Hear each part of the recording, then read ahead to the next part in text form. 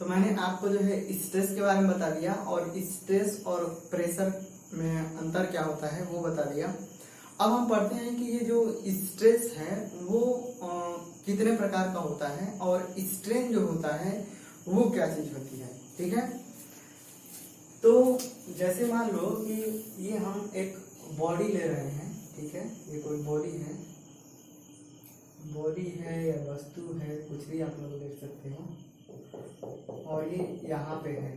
ठीक, तो हम जो है क्या कर रहे हैं,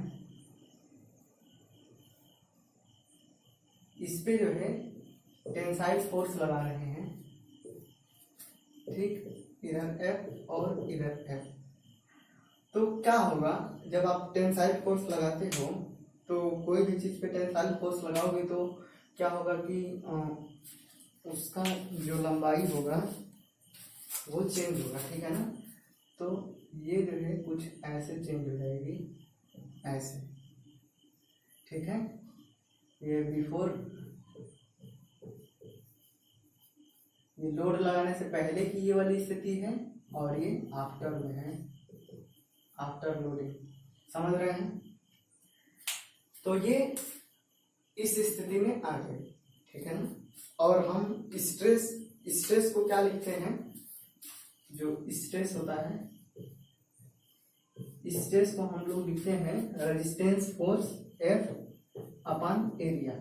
ठीक, तो अब हमको स्ट्रेस कैलकुलेट करना है। तो यहाँ पे देखो कि लोडिंग से पहले इसका जो एरिया था वो ये वाला था। ठीक है, इतना एरिया था। इसको आप समझ रहे हो ना, 3D में ऐसे है ये। तो 3D में जो है पहले इतना एरिया था। ठीक है, लेकिन जब हम इसकी लंबाई हमने बढ़ा दिया, ठीक है,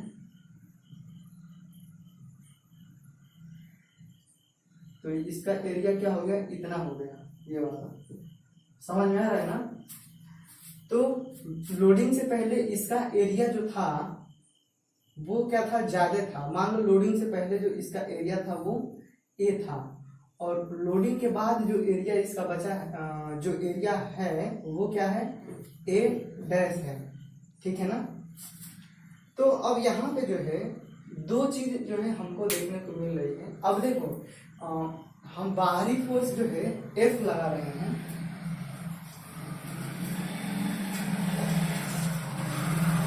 हम लोग बाहर से फोर्स जो है F लगा रहे हैं, तो इसके अंदर जो स्ट्रेस जनरेट होगा ये कितना विरोध करेगा, जितना बाहरी फोर्स है उतना ही तो ये रजिस्ट करेगा। ठीक है, तो ये F जो है F डैश के क्या है, बराबर है। तो फोर्स में तो कोई चेंजिंग नहीं हो रही है, एरिया में चेंजिंग हो रही है। लोडिंग से पहले एरिया ये है और लोडिंग के बाद जो है एरिया क्या हो रहा है, बदल जा रहा है। तो यहाँ पे हम लोग दो स्ट्रेस पढ़ते हैं। एक पढ़ते हैं पहला वाला जो स्ट्रेस होता है, उसको हम दो कैटेगरी में बांटते हैं। पहला है इंजीनियरिंग स्ट्रेस,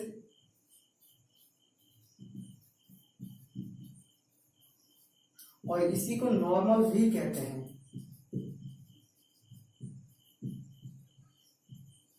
और दूसरा है एक्चुअल स्ट्रेस। ठीक है,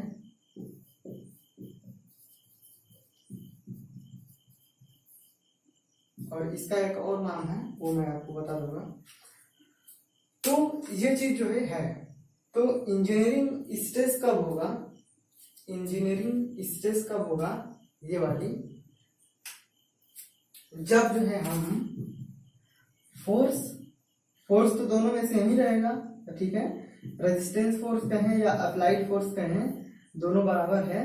तो हम यहाँ पे अप्लाइड फोर्स लिख रहे हैं, आप रेजिस्टेंस फोर्स कुछ भी हो सकता है। तो F upon area before loading.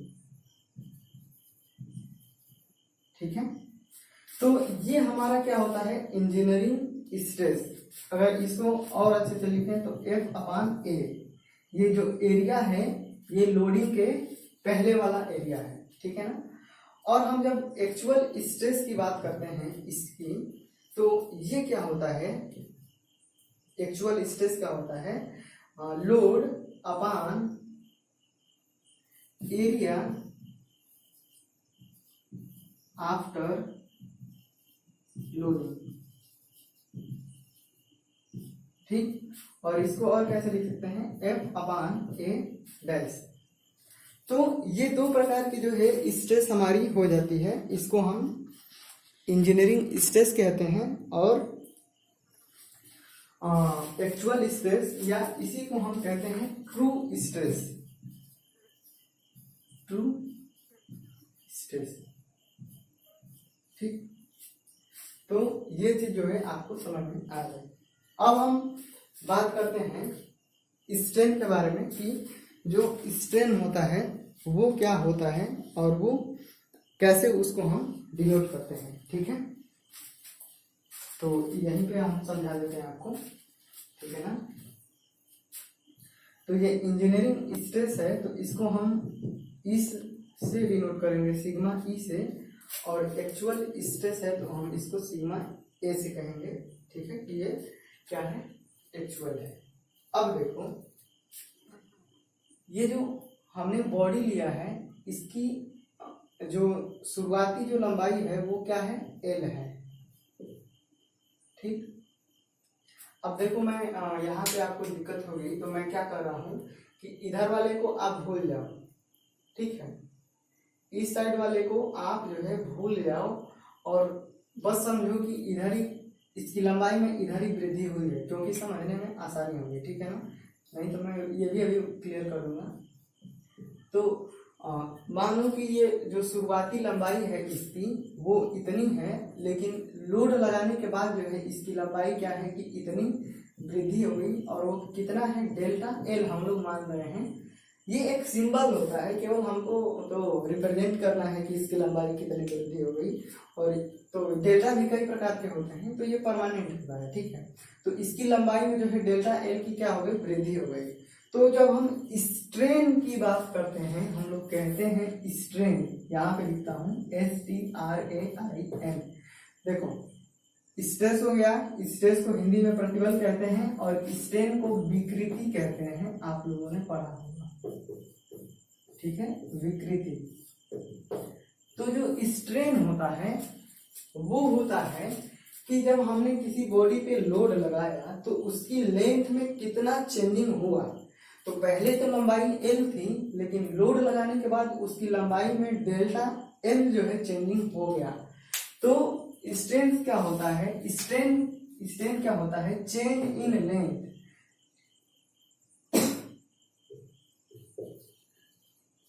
Change in length, लंबाई में चेंजिंग।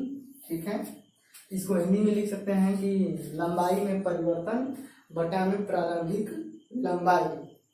ठीक, और क्या होता है, विकृति क्या होती है, change in length upon actual length. Actual मतलब कि वास्तविक, एक्चुअल लेंथ, एक्चुअल मतलब कि वास्तविक जो शुरुआत में जो लंबाई है उसकी वो। तो इसको हिंदी में लिख सकते हैं, क्या लिख देते हैं, लंबाई में परिवर्तन भाई, लंबाई में परिवर्तन, चलो लिख देते हैं, बता में प्रारंभिक लंबाई। ठीक है ना, तो ये होता है। तो इसको जो है, स्ट्रेन को हम लोग ये जो ई नहीं है इसको एप्सिलॉन कहते हैं। ठीक है ना, समझ रहे होंगे, इसको क्या कहते हैं, एप्सिलॉन। तो इसको हम लोग एप्सिलॉन से जो है डिनोट करते हैं। ठीक, इसको हम लोग क्या करते हैं, एप्सिलॉन से क्या करते हैं, डिनोट करते हैं। तो ये हो गई हमारी स्ट्रेन। अब हम स्ट्रेन की बात करें तो स्ट्रेन भी जो है दो प्रकार का होता है। ठीक है, पहला होता है इंजीनियरिंग स्ट्रेन और दूसरा होता है एक्चुअल स्ट्रेन।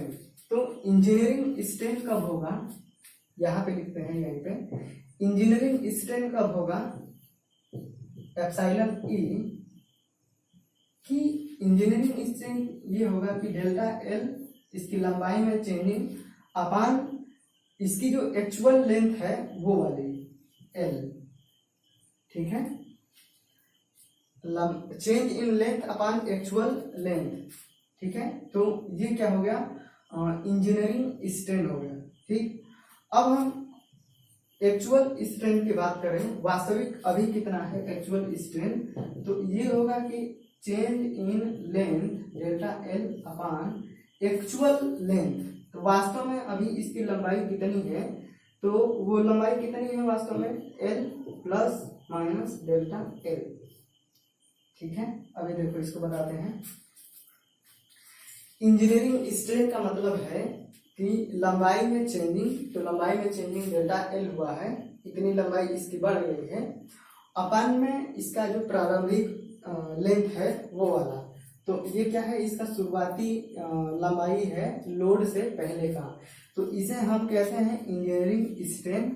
और हम एक्चुअल स्ट्रेन जब कहते हैं जब ये लंबाई में परिवर्तन, तो लंबाई में परिवर्तन तो इतना ही हुआ है, लेकिन एक्चुअल लेंथ तो अभी हम लोड लगा दिया है हमने, तो अभी इसका कितना लेंथ है इतना है। ठीक है, एल प्लस डेल्टा एल।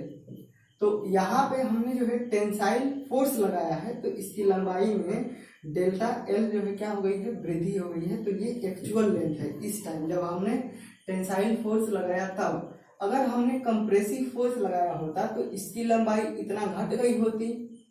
ठीक है, तो इसकी एक्चुअल लेंथ कितनी हो जाती एल माइनस डेल्टा एल। तो जब यहाँ पे टेंसाइल फोर्स हम लोग लगाएंगे तो उस time L plus delta L consider करेंगे, मतलब लेंगे। और अगर हम जब कंप्रेसिव फोर्स लगाएंगे तो एल माइनस डेल्टा एल वहां पे हम लोग कंसीडर करेंगे। ठीक है, तो ये हो गया जो है स्ट्रेन की बात। ठीक है ना, तो हमने जो है दो चीजें पढ़ी, एक पढ़ा स्ट्रेस और एक पढ़ा स्ट्रेन, और वो कितने प्रकार के होते हैं। ठीक, अब देखो एक और चीज देखते हैं। यहाँ पे देखो ये क्या है इंजीनियरिंग स्ट्रेस है और ये क्या है एक्चुअल स्ट्रेस है। ठीक, तो हम इंजीनियरिंग स्ट्रेस की बात कर रहे हैं। अब क्या करें, मैं इसे मिटा देता हूँ, आप लोग इसे लिख लेना और फिर बताता हूँ। तो हमने जो है दो प्रकार का स्ट्रेस देखा, एक था क्या इंजीनियरिंग स्ट्रेस एफ अपान एरिया, और दूसरा क्या था एक्चुअल स्ट्रेस एफ अपान ए डैश। ठीक है, अब देखो जब हम इंजीनियरिंग स्ट्रेस की बात कर रहे हैं, तो जब हमने इस पे लोड लगाया, ठीक है, तो शुरुआत में क्या था कि इसका जो एरिया था वो क्या था ए था। ठीक है, एरिया क्या है ज्यादा है। अब हम जो ये बात कर रहे हैं टेंशन की, ठीक है ना, TENSION टेंशन फोर्स, जब हम लोग टेंसाइल फोर्स लगा रहे हैं, ठीक है, जब हम लोग टेंसाइल फोर्स लगा रहे हैं तब की बात कर रहे हैं। तो शुरुआत में जो है एरिया क्या है इसका ए है, और लंबाई जैसे जैसे इसकी लंबाई बढ़ रही है वैसे वैसे क्या हो रही है इसका एरिया, जो क्रॉस सेक्शनल एरिया है वो क्या हो रहा है कम हो रहा है। ठीक है ना, तो यहाँ पे देखो शुरुआत में यहाँ पे एरिया क्या है ज्यादा है और यहाँ पे क्या है कम हो गया है। तो जब हम टेंसाइल फोर्स लगाएंगे तो ये एरिया ज्यादा है तो क्या होगा, ये ऊपर वाला फोर्स क्या है दोनों सेम है, नीचे वाला एरिया इसमें ज्यादा है, इसमें क्या हो रहा है कम हो रहा है। तो नीचे वाला एरिया कम होने के कारण ये वाला ज्यादा हो जाएगा और ये वाला क्या होगा कम हो जाएगा, क्योंकि यहाँ पे एरिया क्या है ज्यादा है। तो जब हम लोग टेंसाइल फोर्स लगाएंगे तो एक्चुअल स्ट्रेस क्या होगा ज्यादा होगा इंजीनियरिंग स्ट्रेस से। ठीक है, जो बड़ा होता है उसकी तरफ जो है मुंह जो है खुला होता है। और जब हम कंप्रेसिव फोर्स लगाएंगे, संपीड़न बल, ठीक, तो जब हम कंप्रेसिव फोर्स लगाएंगे तो उस टाइम क्या होगा कि ये जो इंजीनियरिंग स्ट्रेस है वो क्या होगा ज्यादा होगा और एक्चुअल जो स्ट्रेस है वो क्या होगा कम होगा। कैसे, ऐसे होगा कि यहाँ पे ये जो बॉडी है जब हम इस पे कंप्रेसिव फोर्स लगा रहे हैं तो क्या होगा इसकी लंबाई में कमी हो जाएगी और क्या होगा कि इसका जो एरिया है पहले शुरुआत में एरिया ये वाला था और बाद में ये वाला एरिया हो गया। तो ये हो गया शुरुआत वाला एरिया और बाद वाला एरिया क्या हो गया, ये ए डैश। तो ए डैश क्या हो गया, जब हमने कंप्रेसिव फोर्स लगाया तो ए डैश जो है शुरुआत की तुलना में बड़ा हो गया, ठीक है। तो बड़ा हो गया तो ये कम होगा और ये क्या होगा, बड़ा हो गया तो ये कम हो जाएगा, ठीक है। और ये वाला क्या हो जाएगा, ज्यादा हो जाएगा। तो कंप्रेसिव फोर्स लगाएंगे तो वहां पे जो इंजीनियरिंग स्ट्रेस जो होगा हमारा वो ज्यादा होगा एक्चुअल स्ट्रेस से, और वहीं पे जब टेंसाइल फोर्स लगाएंगे तो वहां पे एक्चुअल स्ट्रेस इंजीनियरिंग स्ट्रेस से ज्यादा होगा, ठीक है। इसी तरीके से अब हम स्ट्रेन की बात करते हैं। ये तो था स्ट्रेस के बारे में, और टेंसाइल फोर्स अप्लाइड यहाँ पे लिख लेना, और कंप्रेसिव फोर्स अप्लाइड, ठीक। और ये था स्ट्रेस के बारे में, ठीक है ना। और यहाँ पे हम लोग लिख रहे हैं स्ट्रेन। तो जब हम यही चीज लिख लेना, ठीक है, पहला नंबर ये है और दूसरा नंबर ये है। तो यहाँ पे पहला नंबर लिख लेना आप लोग कि जब हम लोग टेंसाइल फोर्स अप्लाई कर रहे हैं तो उस टाइम क्या होगा। तो यहाँ पे लिख लेते हैं इंजीनियरिंग स्ट्रेन क्या था, डेल्टा एल अपान एल, और एक्चुअल स्ट्रेन क्या था, delta L upon L plus minus delta L, ठीक है ना। तो जब हम लोग टेंसाइल फोर्स अप्लाई कर रहे हैं तो आप देखो टेंसाइल फोर्स अप्लाई जब हम करेंगे तो यहाँ पे मान लो अभी टेंसाइल फोर्स कर रहे हैं तो इसलिए यहाँ पे प्लस लिखे हैं, ठीक है। तो जब हम लोग टेंसाइल फोर्स अप्लाई करेंगे तो क्या होगा, ये इंजीनियरिंग जो स्ट्रेन है वो तो उतना ही रहेगा, डेल्टा एल लंबाई मान लो इसकी वृद्धि हुई और इसकी एक्चुअल लंबाई तो उतनी ही रहेगी। लेकिन ये एक्चुअल स्ट्रेन जो है डेल्टा एल लंबाई बढ़ी है, लेकिन ये जो टोटल इसकी एक्चुअल लेंथ है वो क्या है, एल प्लस डेल एल जो है क्या हो गई, बढ़ गई। तो ये नीचे का जो भाग देने वाला है वो ज्यादा हो गया, तो ये क्या होगा, ये कम आएगा, है ना। और ये वाला क्या होगा, ज्यादा आएगा। तो जब हम लोग स्ट्रेन की बात करते हैं और टेंसाइल फोर्स अप्लाई करते हैं, जो इंजीनियरिंग स्ट्रेन क्या है, वो इंजीनियरिंग स्ट्रेन जो है ज्यादा होता है एक्चुअल स्ट्रेन से। और जब हम कंप्रेसिव फोर्स अप्लाई करते हैं, अब हमने क्या किया कि कंप्रेसिव फोर्स अप्लाई किया तो देखो ये एल में से इसकी लंबाई डेल एल कम हो गई, लेकिन ये वाला तो उतना ही रहेगा इंजीनियरिंग स्ट्रेन। तो अब क्या हो गया, ये नीचे वाला कम हो गया, भाग देने वाला। तो जब ये कम हो जाता है तो जब हम भाग देते हैं तो ये वाली वैल्यू क्या आती है, ज्यादा आती है। तो जब हम कंप्रेसिव फोर्स अप्लाई करेंगे तो एक्चुअल स्ट्रेन ज्यादा होगा इंजीनियरिंग स्ट्रेन से, ठीक है। अब इसको ऐसे समझ लो कि यहाँ पे है 30 और 30 में हम एक बार 5 का भाग दे रहे हैं और इसी 30 में एक बार हम 6 का भाग दे रहे हैं। तो 5 से इसमें भाग दोगे तो क्या कितना आएगा, 6 आएगा, लेकिन 6 से जब भाग दोगे तो 5 आएगा, समझ रहे हो। तो यहाँ पे देखो नीचे वाली वैल्यू कम है तो यहाँ पे इसका जो रिजल्टेंट है वो ज्यादा आ रहा है, लेकिन यहाँ पे नीचे वाली वैल्यू ज्यादा है तो इसका रिजल्टेंट क्या हो रहा है, कम आ रहा है, ठीक है। तो अब तो आपको समझ में आ गया होगा, है ना। तो हमने स्ट्रेन और स्ट्रेस के बारे में बात की, कितने स्ट्रेन होते हैं, कितने स्ट्रेस होते हैं और किस स्थिति में वो कैसा होगा। तो ये जो है आपको आइडिया लग गया होगा, ठीक। अब मैं इसको आपको लिखा देता हूँ। तो अब जो है आप लोग लिख लेना, ऐसे लिखना, स्ट्रेस को मुख्यतः जो है 2 वर्गों में बांटा गया है, ठीक है। पहला इंजीनियरिंग स्ट्रेस और दूसरा एक्चुअल स्ट्रेस, इसी को हम लोग ट्रू स्ट्रेस कहते हैं। और जो इंजीनियरिंग स्ट्रेस होता है उसे हम लोग नॉमिनल स्ट्रेस कहते हैं, ठीक है ना। वहां पे हमने पीछे आपको जो है उसको बताया नॉर्मल स्ट्रेस, तो उसको काट करके नॉमिनल स्ट्रेस लिख लेना, ठीक है। और ये डायग्राम बना लेना ऐसे। फिर जो एक्सटर्नल फोर्स होता है F, वो इंटरनल फोर्स F डैश के बराबर होता है। तो जब हम इंजीनियरिंग स्ट्रेस या एक्चुअल स्ट्रेस की बात करेंगे तो रेजिस्टेंस फोर्स अपान इंजीनियरिंग फोर्स की जब हम बात करेंगे तो एरिया बिफोर लोडिंग, लोडिंग से जो पहले का एरिया होगा वो, और जब हम इंजीनियरिंग एक्चुअल स्ट्रेस की बात करेंगे तो एरिया आफ्टर लोडिंग। ठीक है, तो यहाँ पे जो है एफ डैश अपान में एरिया ए होगा और यहाँ पे एफ डैश अपान में एरिया ए डैश। ठीक है, तो ये चीज जो है ऐसे लिख लेना। ठीक, अब हम आते हैं कि जब हम टेंशन फोर्स अप्लाई करेंगे तो एक्चुअल स्ट्रेस बड़ा होगा इंजीनियरिंग स्ट्रेस से, और जब कंप्रेसर फोर्स अप्लाई करेंगे तो एक्चुअल स्ट्रेस कम होगा इंजीनियरिंग स्ट्रेस से। ठीक है, मैं उल्टा हो जा रहा है, आप लोग देख लेना। अब स्ट्रेन की परिभाषा कैसे लिखते हैं? Deformation per unit length is known as strain.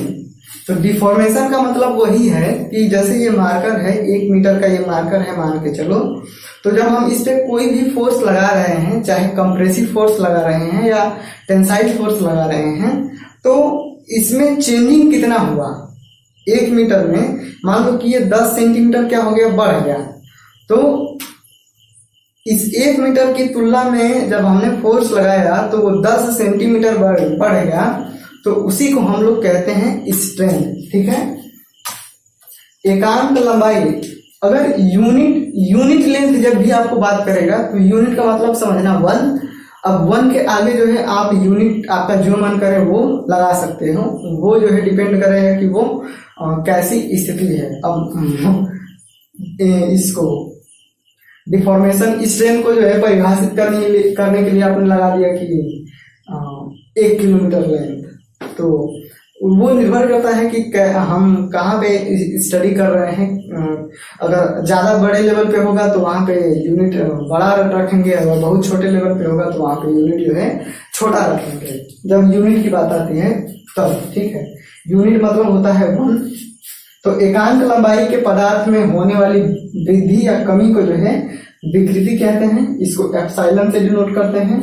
Engineering strain और एक्चुअल स्ट्रेन ये भी जो है 2 प्रकार का होता है, ऐसे ही लिख लेना कि ये भी 2 प्रकार का होता है, एक इंजीनियरिंग स्ट्रेन, एक जो है एक्चुअल स्ट्रेन। इंजीनियरिंग स्ट्रेन को जो है ऐसे डिनोट करते हैं और एक्चुअल स्ट्रेन को जो है ऐसे डिनोट करते हैं। अगर पॉजिटिव हम कंसीडर करेंगे तो वहाँ पे टेंशन होगा, अगर नेगेटिव कंसीडर कर रहे हैं तो वहाँ पे कंप्रेशन होगा। ठीक है, अगर कंप्रेसिव फोर्स लगेंगे तो वहाँ पे नेगेटिव साइन रखेंगे, अगर टेंसाइल फोर्स लगेंगे तो वहाँ पे पॉजिटिव रखेंगे। फिर यहाँ पे जो 1 और 2 नंबर है, तो यहाँ पे 1 नंबर पे लिख लेना आप लोग टेंशन फोर्स अप्लाइड। तो जब टेंशन फोर्स अप्लाई करेंगे तो इंजीनियरिंग स्ट्रेन एक्चुअल स्ट्रेन से बड़ा होगा, और जब हम कंप्रेशन फोर्स अप्लाई करेंगे तो इंजीनियरिंग स्ट्रेन छोटा होगा एक्चुअल स्ट्रेन से। ठीक, इसमें कंफ्यूजन मत होना, चाहे जिधर का भी मुंह खुला हो, जिसकी तरफ मुंह खुला है वो बड़ा होगा, जिसकी तरफ ये ऐसे दिख रहा है नुकीला, वो इंगित कर रहा है, तो वो छोटा होगा। ठीक है ना, तो इसको ध्यान में रखना। तो हमने स्ट्रेस और स्ट्रेन पढ़ा, उसके बारे में जाना और उसे मैंने आपको लिखा दिया। अगर आपके मन में कोई भी सवाल होगा तो आप लोग जो है कमेंट में जरूर पूछना। मिलते हैं अगले वीडियो में कुछ और टॉपिक के साथ।